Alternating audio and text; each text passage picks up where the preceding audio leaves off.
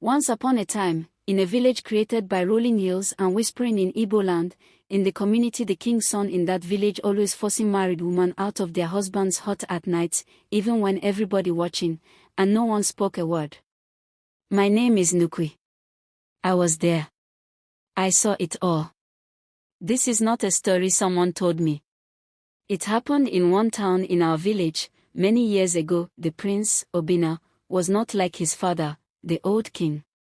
The king was a kind man.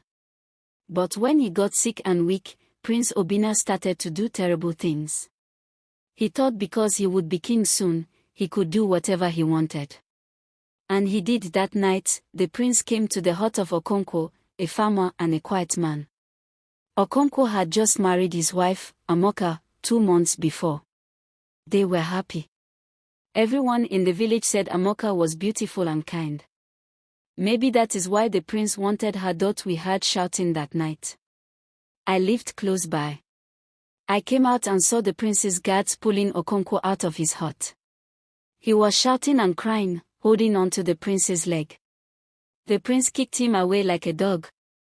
Then he went inside and dragged Amoka out by her hair. She screamed and begged. She said she was a married woman. She said no. But the prince didn't care. No one helped.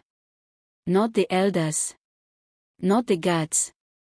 Not even the women. Everyone was afraid. If you spoke, you could disappear the next day.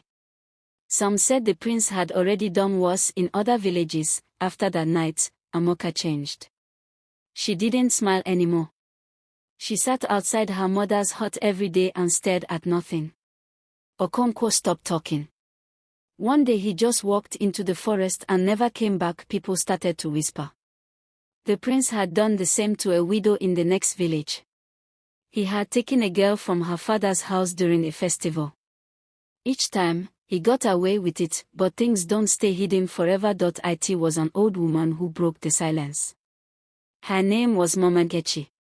She had nothing to lose. One evening, during a village meeting, she stood up and shouted, "Are we goats? Are we trees that cannot speak? The prince is wicked. He destroys families. He is not a leader." The guards grabbed her. But that one moment, that voice, lit something in us. More people started to talk. More women cried out. More men started to gather in secret, and when the old king finally died, we did not let Obinna wear the crown. The elders said he had no right to rule people he had hurt.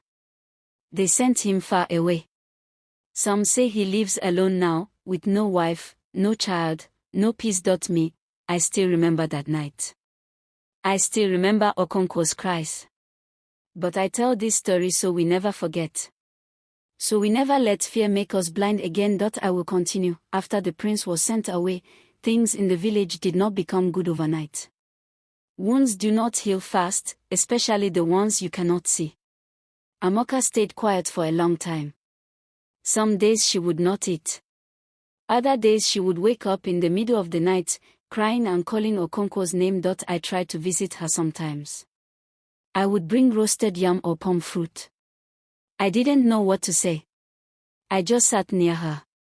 Most times, she didn't talk. But I think it helped her to know someone was there. One day, after many moons had passed, she looked at me and said, "I did not choose to be strong. I just didn't die. I didn't know what to say." I just nodded. Then she stood up and walked to the river. I followed her quietly. She washed her face, looked at the sky, and said, "I want to leave this place. Too many memories here. I want to go to my uncle's village. Maybe help him in his shop. Start again." I understood. And she did. A week later, she packed a small bag and left the village. I watched her go. Her back was straight. Her steps sure. After she left, other women began to speak up too. Some had their own stories about the prince. Some had stories about other men in power. Things that had been hidden started to come out. The village wasn't perfect after that, but it was not silent anymore. Mama Nkechi became a kind of elder, even though she had no official title. People listened to her. Young girls went to her for advice. Boys too. She would sit under the mango tree near the square and tell them, power is not for breaking others. If your strength makes someone cry, then it is not real strength. As for me, I stayed in village. I got married. I had 2 daughters. I told them this story when they were old enough to understand. I wanted them to know the truth. Not just about the prince but about silence, and fear, and how dangerous it is to look away. The evil that is being going on in the village.